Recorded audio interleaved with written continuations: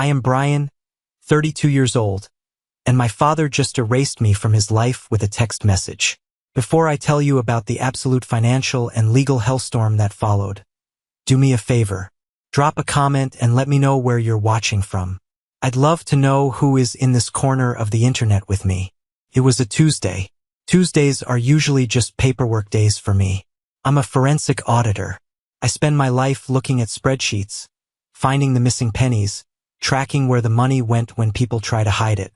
I was sitting at my desk, staring at a variance report for a hospitality client, when my phone buzzed against the hard surface of the desk. It was a single vibration. Short, sharp. I looked down.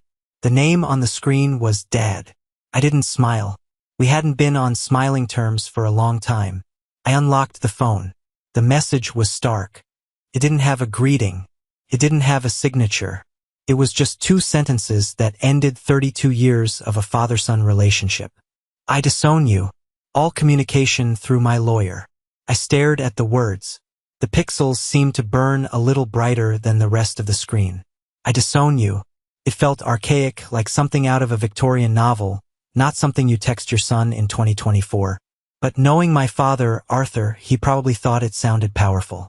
He probably thought it sounded like a king banishing a traitor. My heart didn't race. My hands didn't shake. That was the surprising part. I waited for the grief, for the sudden rush of panic that usually came when I upset him. But there was nothing. Just a strange, hollow quiet. I typed back a single word. Okay. I hit send. Then, I put the phone down, face down, and turned back to my computer. But I didn't go back to my client's variance report. I opened a new tab. I navigated to my bank's website. You have to understand, for the last 4 years, I haven't just been a son. I've been a lifeline. I've been the pillar holding up a roof that I wasn't even welcome under. I logged in. The 2-factor authentication code buzzed on my wrist. I entered it. The dashboard loaded. I went straight to the recurring transfers tab. There it was at the top of the list. Parents' mortgage support. It was set to transfer $2,500 on the 1st of every month. It was scheduled to go out in exactly 48 hours. I hovered my mouse over the cancel button. For a second, just a split second, I hesitated. Not out of guilt, but out of habit. It's a muscle memory taking care of them. It's a groove worn into my brain. If I don't pay this, they lose the house. If they lose the house, it's my fault. That's the script I've been reading from since I was 28. But then I looked at my phone again. All communication through my lawyer. Well, lawyers don't pay mortgages for their opposing counsel. I clicked cancel. A confirmation box popped up. Are you sure you want to cancel this recurring payment? I clicked yes. Status. Canceled. I wasn't done. I scrolled down. Family cell plan. I was paying for 4 lines. Mine, my dad's, my mom's, and my older brother, Kevin's.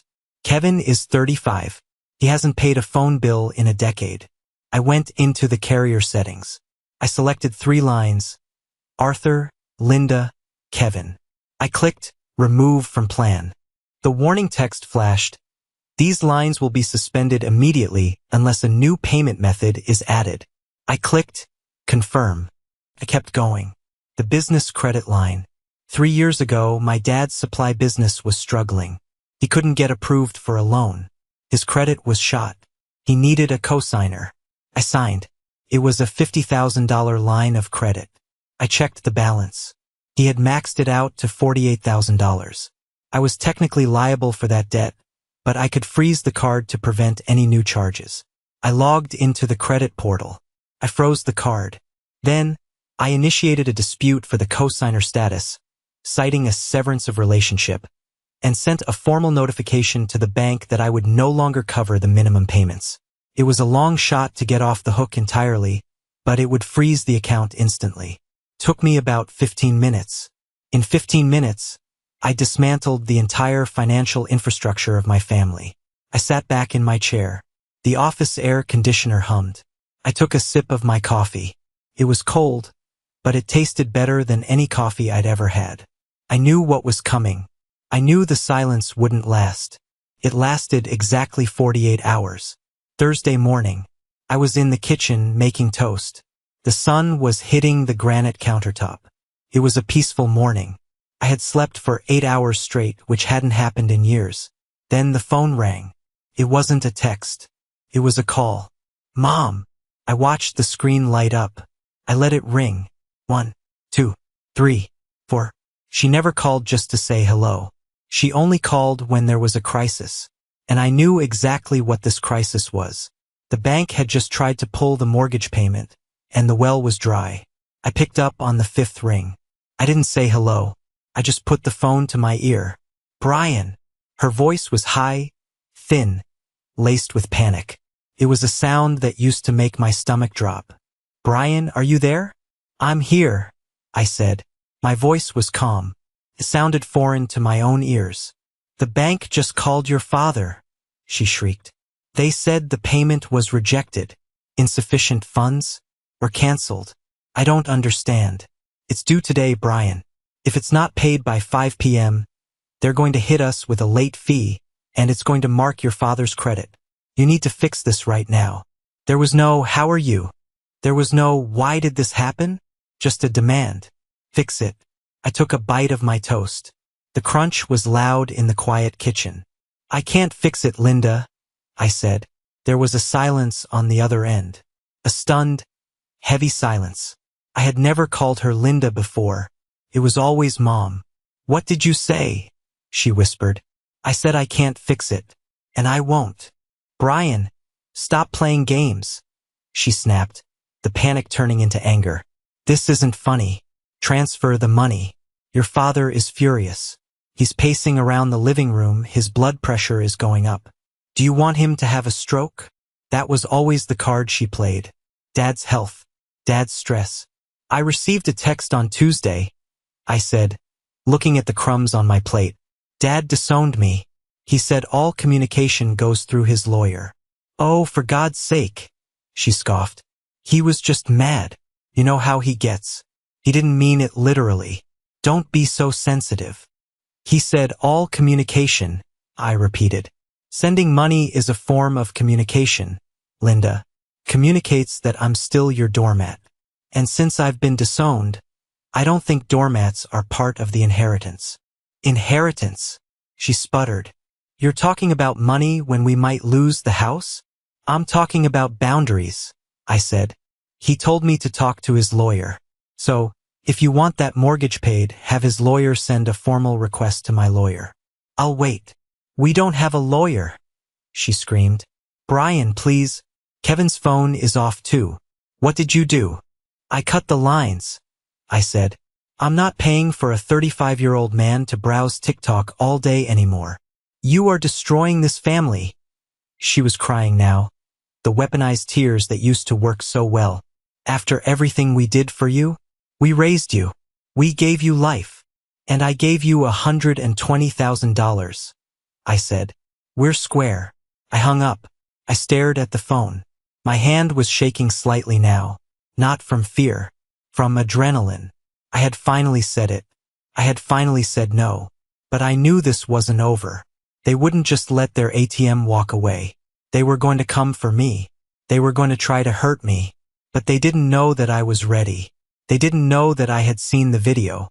To understand why I could hang up on my weeping mother without an ounce of guilt, you have to know about the video. The text from my father didn't happen in a vacuum. It was the result of a confrontation I tried to start. But the real catalyst happened 48 hours before he disowned me. It was Sunday afternoon. I was at home, prepping for the work week. My phone pinged. It was a message from my Uncle Dave. Dave is my dad's younger brother. He's the fun uncle. The one who never really grew up, always trying to be cool. The text said, "Look at this." He must have meant to send it to someone else.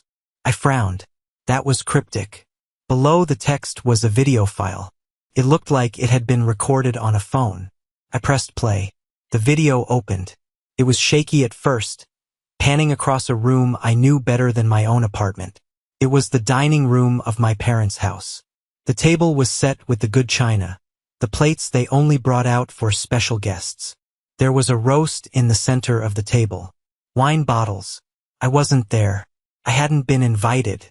In fact, when I had called my mom on Saturday to ask if they were doing anything for Sunday dinner, she had told me they were just having a quiet night, maybe ordering pizza. The camera stabilized. I saw the faces around the table. My dad, Arthur, sitting at the head holding a beer. My mom, Linda, laughing at something he said. My Aunt Karen, Dave's wife, wiping tears of laughter from her eyes. And my brother, Kevin, leaning back in his chair, looking smug. Uncle Dave was behind the camera. I could hear his voice, slightly muffled. But seriously, Art, Dave said from behind the lens, the car looks great. You gotta thank the kid. Brian's a good kid helping you out like that. My stomach tightened. I had just paid for a major repair on Dad's truck. $2,000 for a transmission issue. On the screen, my father's face changed. The smile didn't leave, but it twisted. It became something ugly. He took a swig of his beer and snorted. He's not a kid, Dave, my father said. His voice was loud, slurred just enough to tell me he was 3 beers deep. He's an ATM, and a lonely one at that. The table erupted in laughter. Aunt Karen slapped the table. An ATM, she cackled. That's good. My father wasn't done. He leaned in, pointing at the camera with his beer bottle. He's so desperate for approval, Dave. It's pathetic. He'd pay for the air we breathe if I asked him to. I snap my fingers, he writes a check. He thinks he's buying love. I felt the blood drain from my face. I sat there in my apartment, frozen. Then Kevin chimed in. My brother. The one whose phone bill I paid.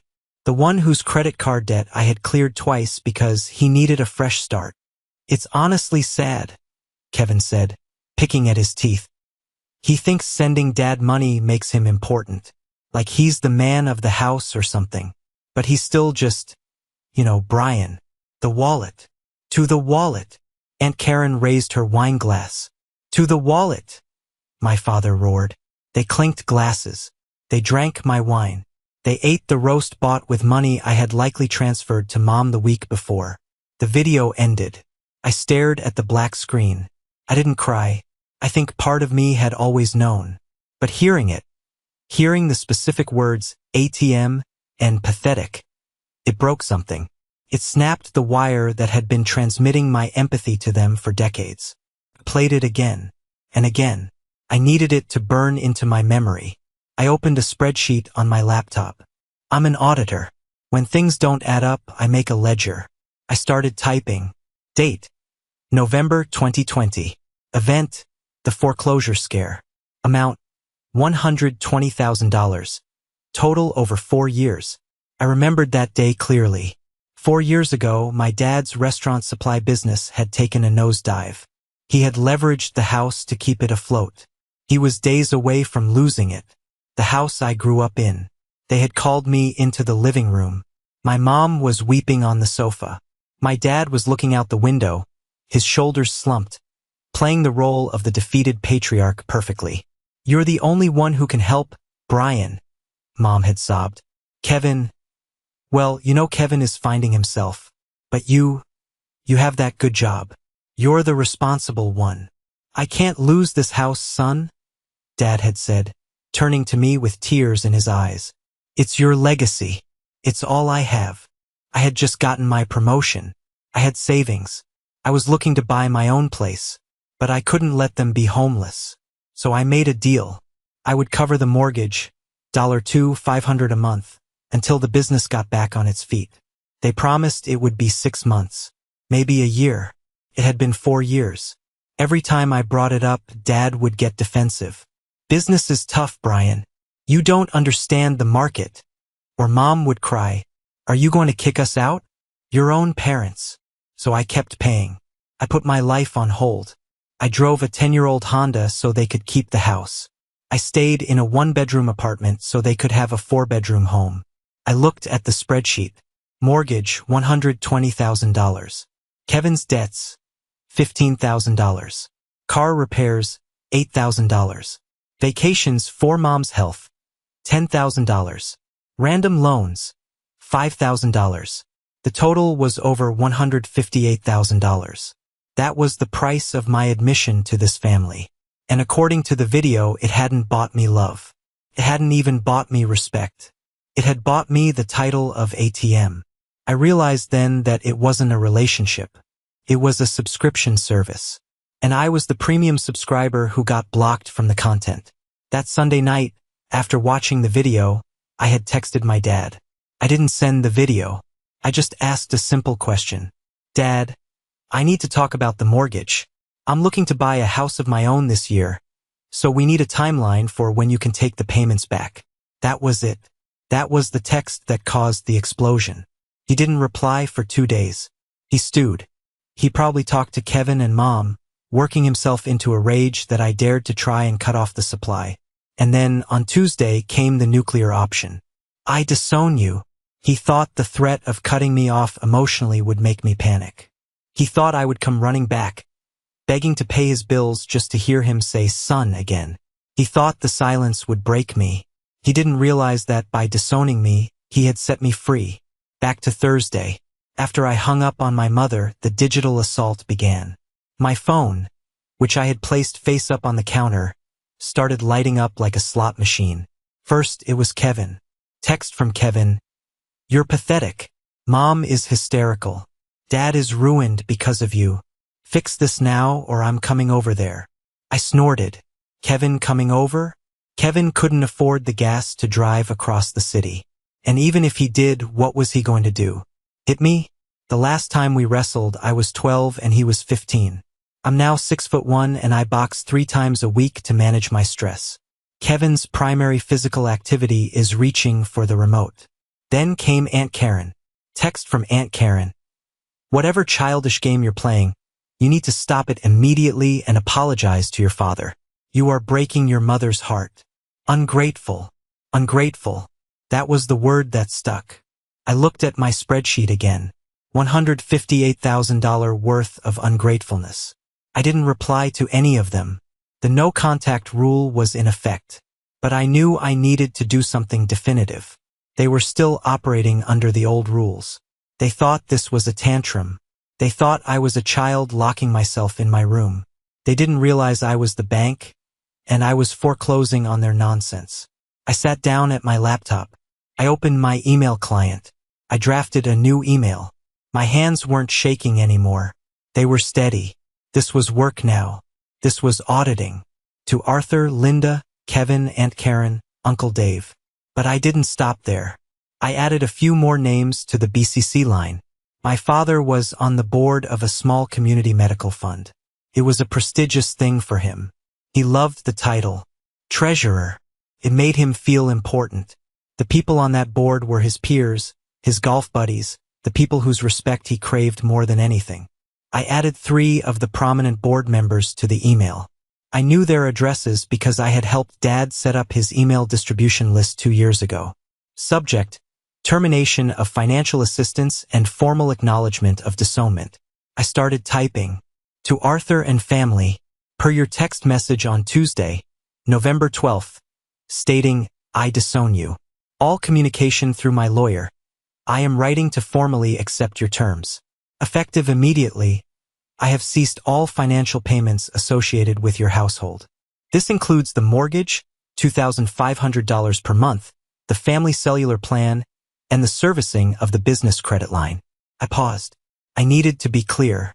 For the sake of full transparency regarding the ungrateful nature of my departure, I have attached a ledger of the financial support I have provided over the last 48 months, totaling $158,400.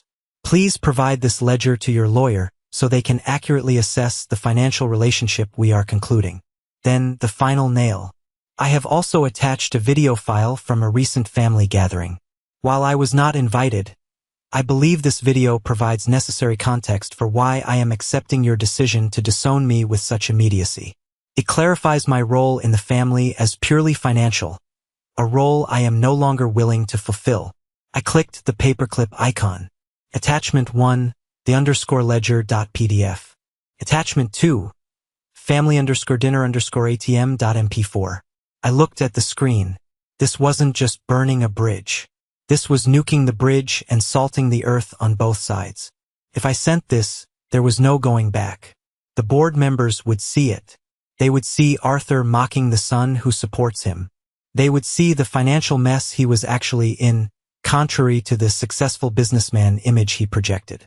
I thought about the word ATM. I thought about my empty savings account.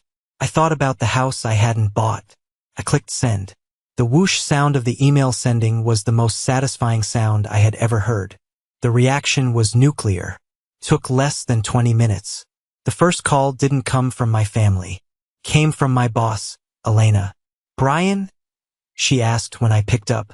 "Hi, Elena," I said, keeping my voice professional. "I just got a very weird call on the main line," she said. "A man claiming to be your father's attorney. He was shouting about unauthorized use of company time and demanding to speak to legal." I closed my eyes. Of course, Arthur didn't have a real lawyer yet, so he was trying to scare me by attacking my job. He knew where I worked. He was trying to get me fired to force me back into submission. "I apologize, Elena," I said, my voice hardening. "My father and I are going through a legal dispute. He is unstable. I can assure you it has nothing to do with my work." "He sounded drunk, Brian," Elena said quietly. "Is everything okay? It's being handled. It won't happen again." "Okay, take the afternoon if you need it. You've been killing it on the hospitality audit. I trust you." "Thank you, Elena." I hung up. The gloves were off. He was attacking my livelihood. He was trying to cut off my income source. The audacity was staggering. If I lost my job, I couldn't pay his mortgage even if I wanted to. It was pure blind rage. Then came the email from Dad. From Arthur. Subject: "You are dead to me. You think you're smart? You think you can embarrass me? I will sue you for everything you have. I will ruin you, you ungrateful little parasite. Undo this now or you will regret the day you were born." I didn't reply. I just forwarded the email to a new folder I created labeled Evidence. Then, around 4 p.m., a courier arrived at my apartment building. He buzzed up. "Delivery for Brian." I went down. He handed me a thick envelope. It wasn't from a court. It was from a law firm downtown. Dewey, Cheatham and House Style Place. A strip mall lawyer. I opened it in the lobby. Cease and desist. It was full of legal jargon that didn't make sense. It accused me of defamation of character, intentional infliction of emotional distress, and tortious interference with business relations because of the board members. It demanded a public apology, a retraction of the email, and a payment of $75,000 for damages to reputation. I read it twice. Then I laughed. A dry, humorless laugh. "You wanted to play law? Okay. I'm an auditor. I deal with compliance every day. I know when a document is scary but toothless. But I also knew I needed a shark." I pulled out my phone and dialed a number a colleague had given me years ago. "Sarah Jenkins, Family Law." A sharp voice answered. "Hi, Sarah," I said. "My name is Brian. I have a $150,000 ledger, a video of my family calling me an ATM, and a cease and desist letter from my father. I need to hire you." There was a pause. Then I heard a pen click. "I'm listening," she said. Sarah's office was nothing like the strip mall firm my father had used. It was on the 40th floor of a glass tower in downtown Denver. It smelled like mahogany and expensive coffee. I sat across from her. Sarah was in her 50s, sharp features, eyes that looked like they could cut glass. She read the cease and desist letter, then tossed it onto her desk like it was a piece of junk mail. "This is garbage," she said. "It's a template. I've seen this exact wording from LegalZoom. He probably paid a paralegal $50 to print it on letterhead. So I don't owe him 75 grand? I asked, relaxing slightly. "Brian," she leaned forward. "Defamation requires the statement to be false. Did you provide support?" "Yes." "Do you have proof?" "Bank statements for every cent." "Is the video real?" "Yes." "Then truth is an absolute defense. He has no case.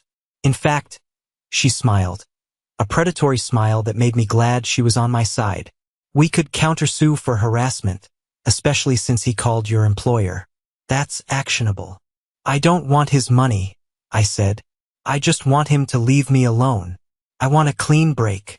We can do that, she said. I'll draft a response that will make his lawyer, if he even has a real one, wet his pants. We'll demand proof of damages and threaten discovery. Narcissists hate discovery. They hate having people look at their secrets. The word secrets triggered something in my auditor brain. Speaking of secrets, I said slowly, there's something else.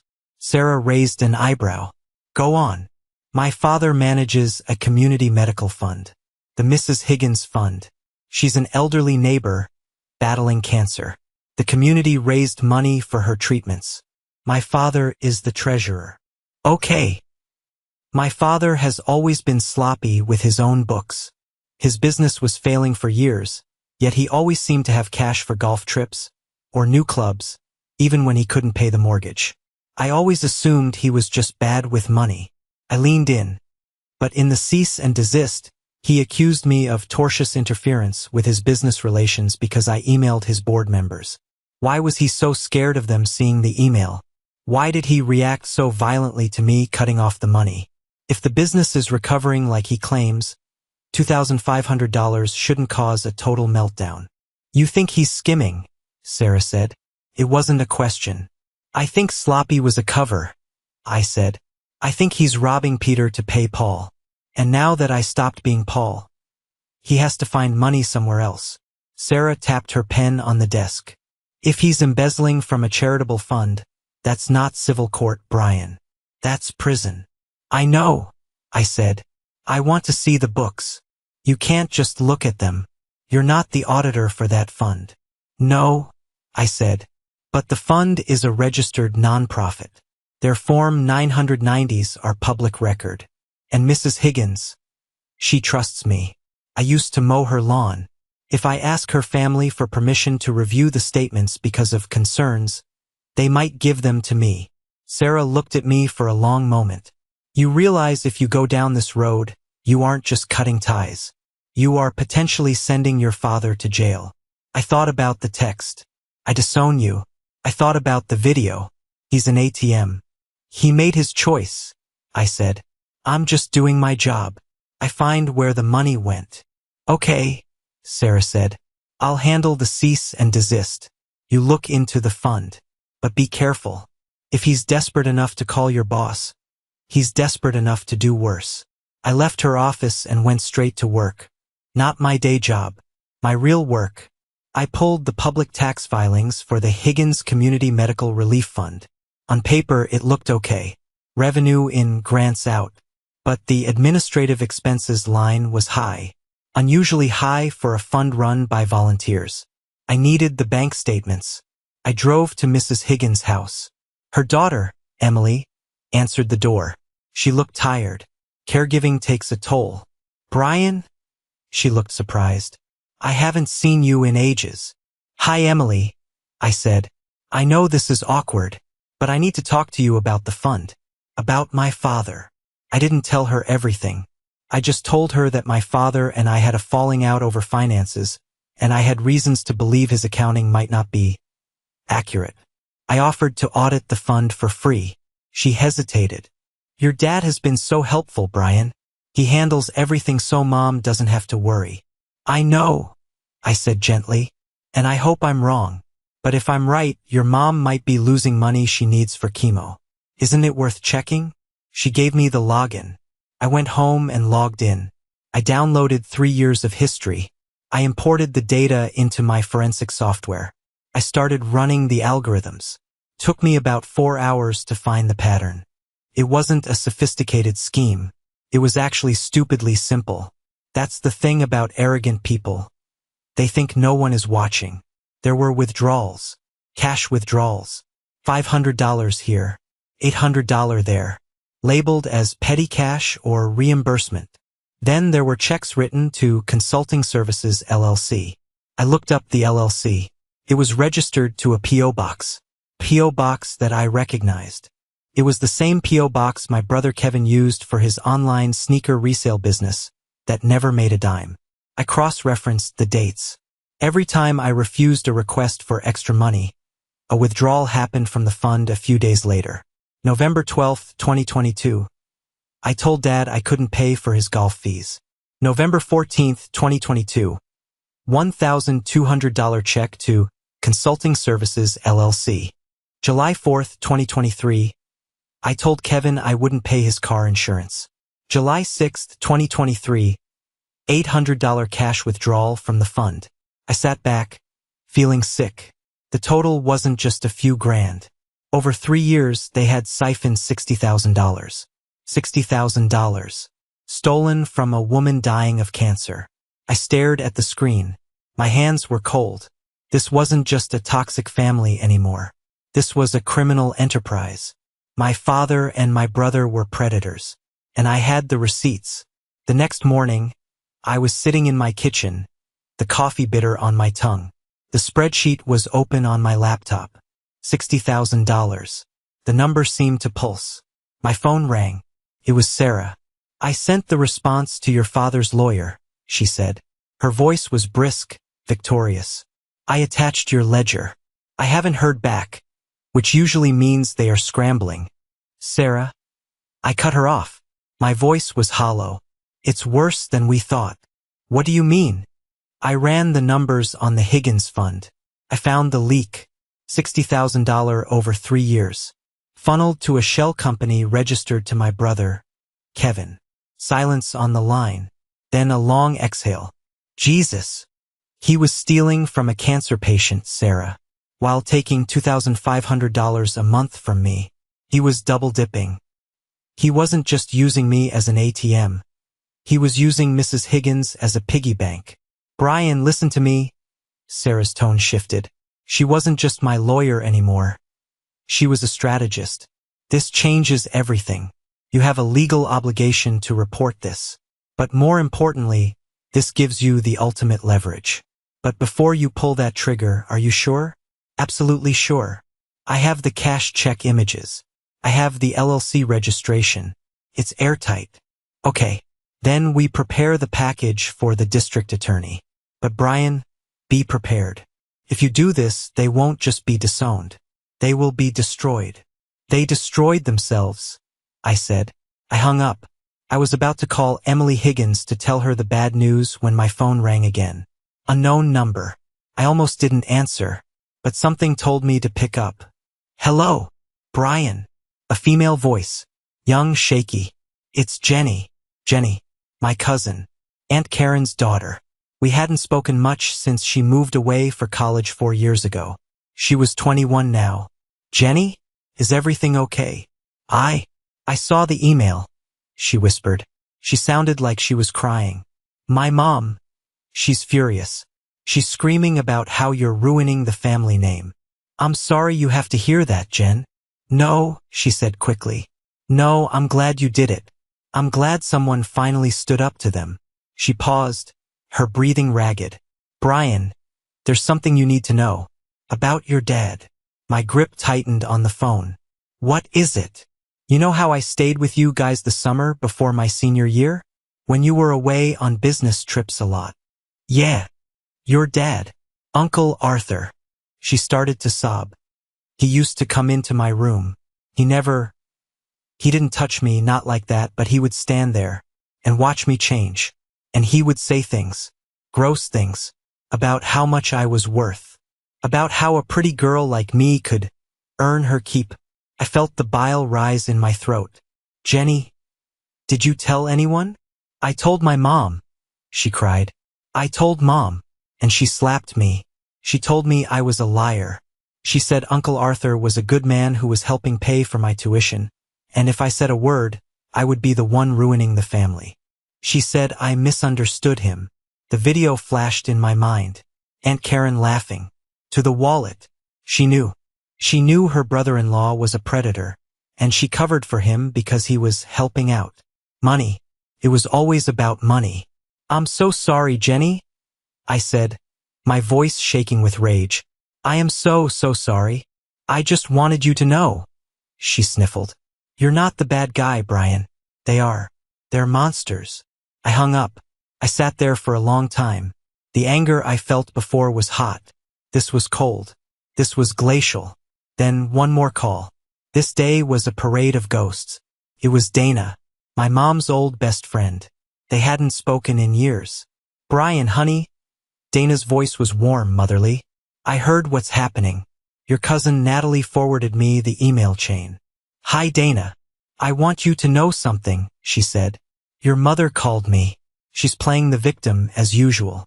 But Brian, you need to know why she's like this. It doesn't excuse it, but it explains it. She's weak, I said. She's broken, Dana corrected. Arthur has controlled every penny she's touched for 30 years. He made her beg for grocery money. He isolated her from everyone, including me. That's why we stopped talking. He forbid it. He convinced her she was incapable of surviving without him. Financial abuse isn't just stealing money, Brian. It's stealing agency. She still chose to protect him, I said. She called me demanding I pay the mortgage. Because she's terrified, Dana said. But you breaking away?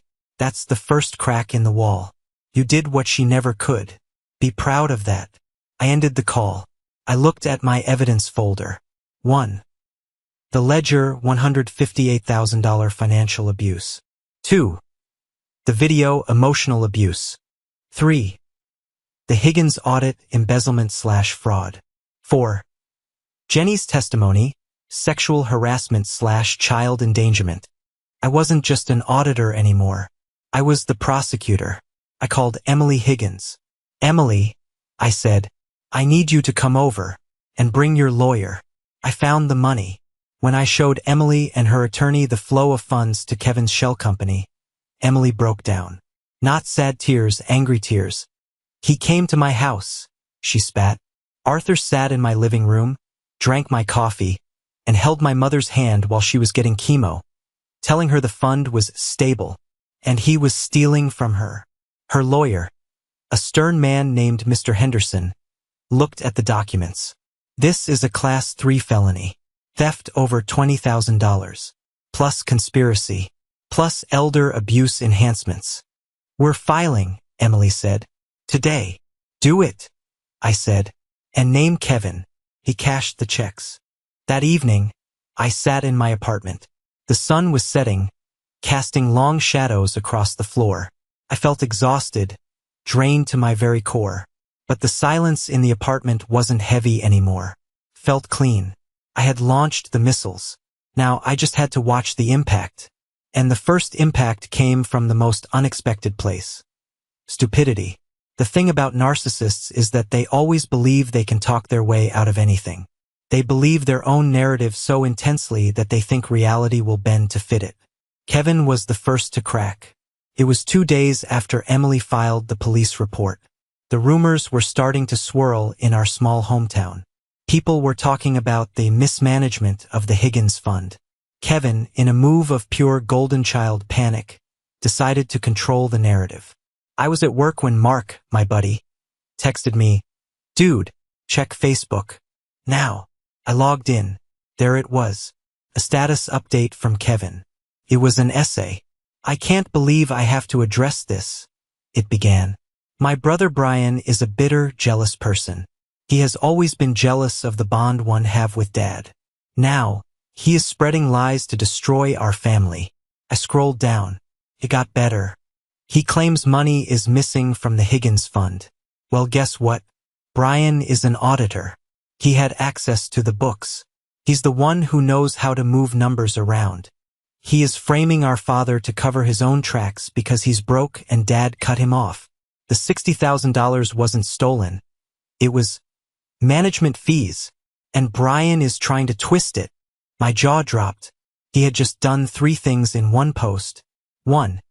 He publicly admitted the specific amount missing was $60,000, a detail the police hadn't released yet.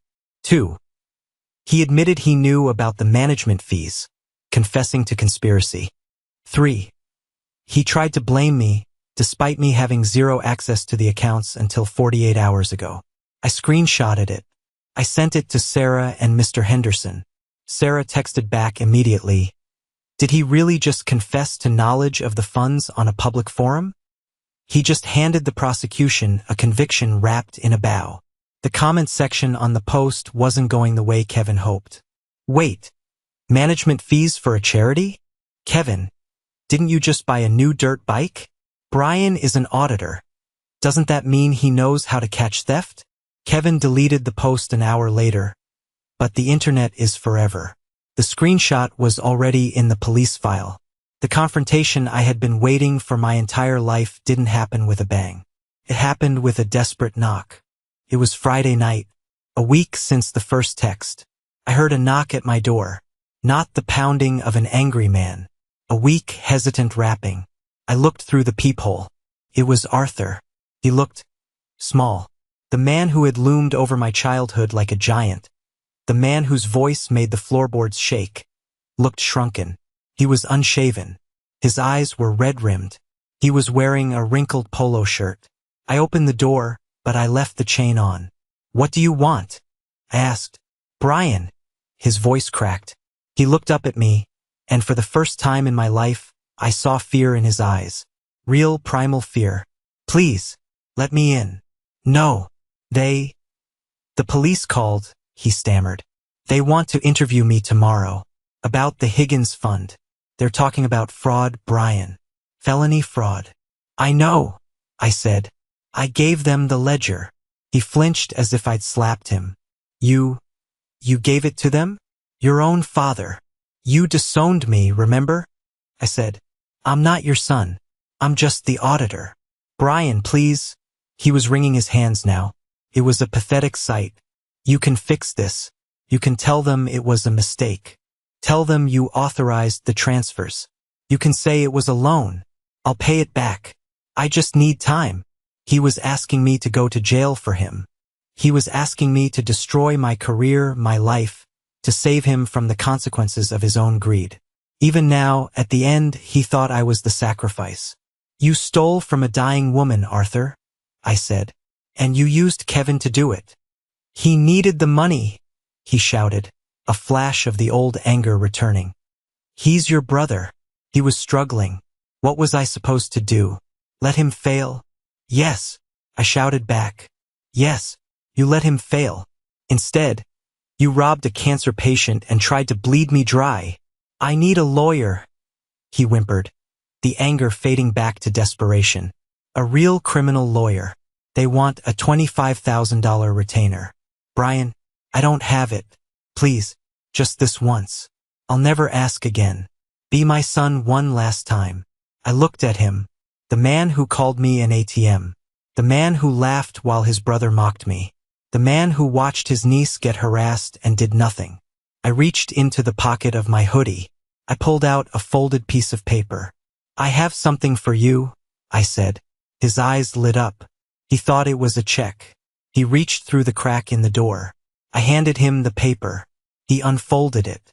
It wasn't a check. It was a copy of the criminal complaint filed by the Higgins family. State versus Arthur Miller and Kevin Miller. Charges: embezzlement, conspiracy to commit fraud, elder abuse. "You should give this to your lawyer," I said. "If you can find one who works for free." His face went white. His mouth opened and closed, but no sound came out. "Goodbye, Arthur," I said. "Brian," he screamed, throwing his weight against the door. "You can't do this. I'm your father. I own you. You disowned me," I said calmly. I slammed the door. I threw the deadbolt. I heard him sobbing in the hallway. I heard him banging on the wood. But I didn't open it. I walked back to my living room. I sat down on my couch. My phone buzzed. A text from Sarah. "Warrant issued. They're picking them up tomorrow morning." I looked at the text. Then I looked at the empty space in my apartment. The okay. I sent my father was a quiet word. But closing that door? That was the loudest sound I had ever made. I took a deep breath. For the first time in 32 years, the air didn't cost a cent. Completed parts 1 to 6. Word count: 9,120 words. Here are part 7 and part 8 of the story. The arrest didn't happen in the dead of night. It happened at 10 a.m. on a Saturday, in full view of the neighbors my father had spent 30 years trying to impress. I wasn't there to see it, but in a small town you don't need to be present to witness an event. You hear it through the grapevine, which moves faster than fiber optics. My phone started buzzing 5 minutes after the squad cars pulled up. Mark, my friend who still lived down the street from my parents, sent me a video. I sat in my living room and watched it. The video was shaky, filmed from behind a curtain, but the image was clear enough. 2 police cruisers were parked in the driveway, the same driveway I had paid to have repaved last summer. I watched as officers escorted Arthur out. He wasn't wearing his usual crisp polo shirt. He was in a bathrobe, looking confused, almost senile. He wasn't fighting physically, but I could see him shouting, his face red, pointing at the officers as if ordering them off his lawn would make the charges disappear. Then came Kevin. He wasn't shouting. He was crying. He looked like a toddler who had been caught stealing cookies, not a 35-year-old man facing felony embezzlement charges. He was hunched over, trying to hide his face from the street, but everyone saw him. The golden child and the patriarch, escorted into the back of separate cruisers. It was the end of an era. The collapse of the House of Miller. I put the phone down. I thought I would feel triumph. I thought I would feel a rush of, I told you so. But I didn't. I just felt a profound sense of waste. All that money, all that effort, all those years of manipulation. And it ended like this. In a bathrobe on a Saturday morning, in the back of a police car. The legal process that followed was brutal, fast, and expensive for them. Arthur's request for a public defender was denied initially because, on paper, he owned a home with significant equity. But that equity was an illusion, a mirage held up by my monthly payments. Once the bank realized the payments had stopped and the owner was incarcerated, the foreclosure process, which had been paused 4 years ago, resumed with a vengeance. He eventually secured a lawyer, a tired-looking man who specialized in plea bargains, not acquittals. But the real drama happened before the trial even began. It happened in the interrogation room. Remember how I said Kevin was a coward? Well, cowardice is predictable. When the pressure is applied, a coward doesn't stand tall. He points fingers. Faced with conspiracy charges and the possibility of 5 years in state prison, Kevin folded. He didn't just fold. He crumbled. He cut a deal. My lawyer, Sarah, got the transcripts. She read them to me over coffee a few weeks later. You should hear this, Sarah said, shaking her head. Kevin told them everything. He told them it was Arthur's idea. He said Arthur set up the LLC. He said Arthur told him how to cash the checks to stay under the reporting limits. He painted himself as a victim, a confused son just following his father's orders. And Arthur? I asked. Arthur is still claiming he's being framed, Sarah said. By you. He told the detective that you, the jealous son, hacked the accounts and set them up. He's sticking to the narrative until the bitter end. But a narrative can't survive forensic evidence. The trial was 3 months later. I was subpoenaed as a witness for the prosecution. Walking into that courtroom was surreal. I saw my mother, Linda, sitting in the back row. She looked 10 years older. She was alone. The friends she used to brag about, the social circle she desperately tried to maintain appearances for, were nowhere to be seen. Scandal is a powerful isolator. She looked at me when I walked in. Her eyes were wet. She mouthed the word, "Why?" I didn't look away. I didn't flinch. I just nodded, a small, polite nod, and walked to the stand. I didn't testify with emotion. I testified with facts. I was an auditor doing my job. Can you explain this spreadsheet, Mr. Miller? The district attorney asked, projecting the ledger onto the screen. This is a record of cash withdrawals from the Higgins Community Relief Fund, I said, my voice steady. Cross-referenced with deposits into the account of Consulting Services LLC, an entity registered to my brother, Kevin Miller. And how did you discover this? I performed a forensic audit after noticing irregularities in the fund's public filings, coupled with my father's sudden financial desperation after I ceased my personal support. Arthur was sitting at the defense table. He was glaring at me. If looks could kill, I would have dropped dead on the stand. He looked like a cornered animal, teeth bared, furious that his property was speaking against him. But his glare didn't matter anymore. He had no power. The jury took less than 4 hours to deliberate. Guilty. On all counts. Kevin, thanks to his plea deal and testimony against our father, received a suspended sentence and 5 years of probation, plus restitution. He avoided jail, but his reputation was incinerated. He was legally branded a fraudster. He would never work in a position of trust again. He ended up moving 2 towns over, working the night shift in a warehouse, trying to pay off the $30,000 restitution judgment against him. Arthur wasn't so lucky. The judge, a stern woman who had clearly seen enough elder abuse cases to have zero patience for it, looked at my father with disdain. "Mr. Miller," she said, "you were entrusted with the care of a vulnerable neighbor.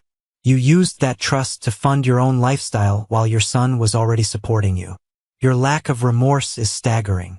She sentenced him to 3 years in state prison, followed by 5 years of parole. I watched the bailiff handcuff him. For the first time, he didn't look at me with anger. He looked at me with shock. He still couldn't believe it was happening. He still couldn't believe that the ATM had the power to shut him down. As they led him away, he didn't say anything. He just slumped. The giant was gone. All that was left was a sad, greedy old man. Then came the financial fallout. With Arthur in prison and Kevin broke, the house was next. The bank moved quickly. The foreclosure auction was held on the courthouse steps a month after the sentencing. I didn't go. I couldn't bring myself to watch. That house. It was the source of so much pain, but it was also where I grew up. It was the physical manifestation of the $120,000 I had lost. I heard later that it sold for pennies on the dollar. The market was down and the house was in disrepair. Apparently, they hadn't fixed a single thing since I stopped paying for repairs. The legacy my father was so obsessed with was sold to a flipper who planned to gut it and turn it into rental units. My mother moved into a small, 1-bedroom apartment on the edge of town, paid for by disability checks and whatever scraps were left. She sent me a letter once. It wasn't an apology. It was a guilt trip. "I hope you're happy," she wrote. "You have your justice. But you don't have a family." I burned the letter. She was wrong. I didn't have a family before. I had a liability. Now I had a clean slate. While their world was imploding, mine was quietly, finally, beginning to expand. A week after the trial, Elena called me into her office again. I walked in, expecting a debrief on the hospitality audit. Instead, I saw the regional VP sitting there. "Brian," Elena said, smiling. "Close the door." I sat down. "We've been watching how you handled the last few months," the VP said. "Elena told us everything. Not the personal details, but the pressure you were under. The legal threats. The police investigation. And through it all, you didn't miss a single deadline. Your work remained flawless." He slid a folder across the desk. "We need that kind of integrity at the top," he said. "We're creating a new role. Senior Director of Internal Controls. You'd be overseeing audit compliance for the entire Western region." I opened the folder. The salary on the offer letter was nearly double what I was making. It was enough to buy a house, a real house, just for me in cash within 2 years. "Why?" I asked, looking up. "Because you found fraud where no one else was looking," Elena said. "Even when it cost you everything personally. That's not a skill, Brian. That's character." I signed the contract right there. I walked out of that office and went straight to the elevator. I pressed the button for the lobby, but instead of leaving, I went up to the roof deck. I stood there, looking out over the Denver skyline. The wind was cold, biting, but it felt good. For years, I had measured my worth by how much I could give, how much pain I could absorb, how much of myself I could carve away to keep others warm. I thought that if I just paid enough, if I just fixed enough, eventually, I would be worthy of love. But standing there, with a new title and a bank account that was finally mine, I realized the truth. My worth wasn't a transaction. It wasn't a negotiation. It was intrinsic. And the moment I stopped paying for their approval was the moment I started earning my own respect. I took out my phone. I went to my contacts. Arthur, Linda, Kevin, Aunt Karen. I selected them all. Delete contact. Block number. It was done. The audit was closed. It's been 6 months since the trial. My life is quiet now. I bought a house. Not a big one. Not a showpiece to impress the neighbors. It's a mid-century modern place with big windows and a small garden. It's just for me. Sometimes, I wake up in the middle of the night, expecting to see a text demanding money, expecting a crisis, expecting the heaviness in my chest that used to greet me every morning like an unwanted roommate. But there's nothing. Just the hum of the refrigerator and the wind in the trees. People ask me if I'm lonely. Don't you miss them? They ask. They're your family. And I tell them, you don't miss the tumor after it's removed. You might miss the part of your body it took with it, but you don't miss the sickness. I realized that silence isn't the same as loneliness. Their silence used to be a weapon, a punishment for not doing what they wanted. My silence now is peace. It's the sound of a life that belongs to me. I started investing the $2,500 a month I used to send them. I call it the Freedom Fund. I've traveled. I went to Japan. I bought the car I actually wanted. Not the sedan that was sensible because I might need to loan it to Kevin. But the biggest change wasn't the money. It was the voice. I started writing. It began as a way to process the legal trauma. I wrote about the forensic accounting of abuse. How narcissists use money as a leash. How the golden child is just as trapped as the scapegoat, only in a different kind of cage. I started a blog. I called it The Scapegoat's Ledger. I wrote about the peace tax, the idea that we pay emotionally, physically, and financially just to keep the peace in a war zone we didn't create. I wrote about the receipts, why it's important to document everything, not for revenge, but for your own sanity, to prove to yourself that you aren't crazy when they try to gaslight you. I didn't expect anyone to read it, maybe a few people with similar stories, but then a post went viral. It was the story of the text message. Dad texted, "I disown you." I replied, "Okay." Overnight, thousands of emails poured in. I read them all. From a woman in Ohio whose mother threatened to cut her out of the will if she didn't pay for her sister's wedding. From a man in Texas whose father used him as free labor for his business for 20 years. From people who were the ATMs, the fixers, the doormats of their families. I realized I wasn't just telling my story. I was telling our story. There is an army of us out there. The responsible ones. The ones who text first. The ones who remember birthdays. The ones who apologize when we haven't done anything wrong. We are the infrastructure that holds these toxic families together, and they hate us for it because they know they need us. But here is the thing I learned, and it's the most important thing I can tell you. You cannot audit a relationship that has no books.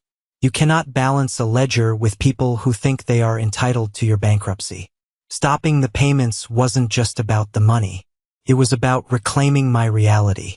I still see Mrs. Higgins' daughter, Emily, sometimes. Mrs. Higgins passed away a few months after the trial. She died peacefully, knowing that justice was served. Emily told me that getting that money back, the money my father stole, allowed them to pay for hospice care. It allowed her mother to die with dignity.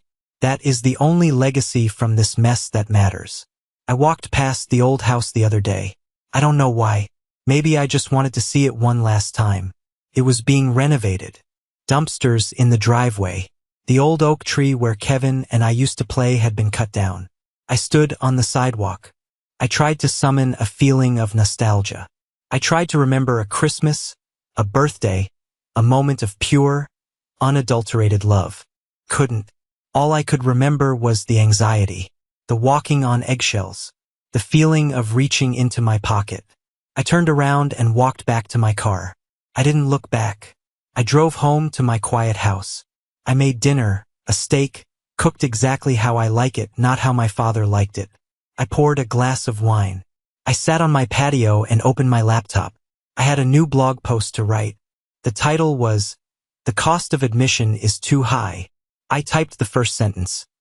The moment you realize you are paying for a seat at a table where you are on the menu is the moment you must stand up and walk away. I hit publish, and then I closed the laptop. This is my life now. It's not perfect. I have scars. I have trust issues I'm working through. But for the first time in 32 years, the numbers add up. The ledger is balanced. And if you are listening to this, if you are the one holding the weight of your family on your shoulders, if you are the one writing the checks and taking the blame, I want you to look at your phone.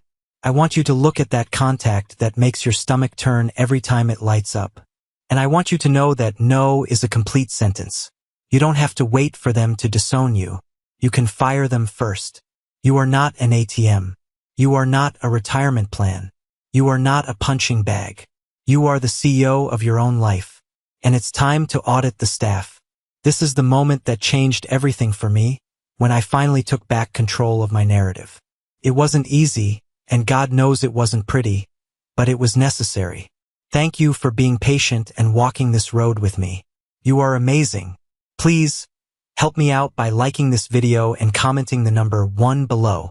Let me know you've been here with me until the end. This doesn't just help the algorithm show this story to other scapegoats who need to hear it. It tells me that my experience meant something to you. Your support is the biggest motivation for me to keep sharing, to keep writing, and to keep proving that there is life after the collapse. Stay strong. Keep your receipts. And remember, you are worth more than what you can give.